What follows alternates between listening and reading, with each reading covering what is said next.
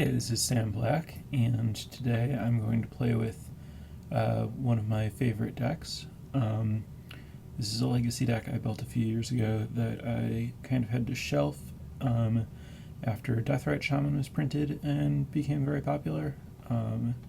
But these days it looks like there are fewer Deathrite Shamans around, and so I figured I'd take it for a spin again. I figure it's also a good thematic way to prepare for the release of Innistrad. So after Deathrite Shaman was printed, I added Deathrite Shaman to this deck because it seemed like a good fit. But in practice, I don't really need the extra mana much, and so it's not really playing with the game with this deck's game plan, and it plays into a vulnerability that I try to avoid playing into as much as possible, which is if my opponent does something to turn off my graveyard, it becomes a really bad card. And my deck is certainly designed to not work well without my graveyard, but I like to be able to win a game still. Because I want to at least stop someone from just mulliganing until they hit like a Leyline of the Void, and then just turning off my deck. If they have nothing but that, I want to be able to really punish them. So I've moved away from Deathrite Shaman,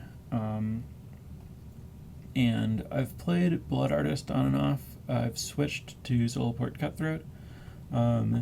Aside from fighting creatures better, it also can attack for one, and I think that on average, I'm going to get more damage by attacking for one than draining my opponent whenever one of their creatures dies. My opponents often just don't play that many creatures, so I'm mostly playing this to trigger off my own creatures, and Zulaport Cutthroat does that just as well as Blood Artist. I'm playing a couple Lightning Bolts, which I haven't really played before. I want to be able to kill Deathrite Shaman, and it's going to also hit players, which is why I'm playing it over something like Sword Splashers, despite the existence of the Eldrazi deck. My plan against Eldrazi is basically just to hit them with a bunch of discard and try to punish them for being relatively threat light. I don't know that that'll work very well. I suspect that Eldrazi is not a great matchup. Oh, another reason that I cut Deathrite Shaman is that one of the more popular decks right now, maybe the most popular around, it seems like it's between that and Eldrazi, is Miracles, and Deathrite Shaman has been very weak for me against Miracles. It just puts another thing onto the board that they don't really have to acknowledge right away, and then eventually gets swept up by a Terminus.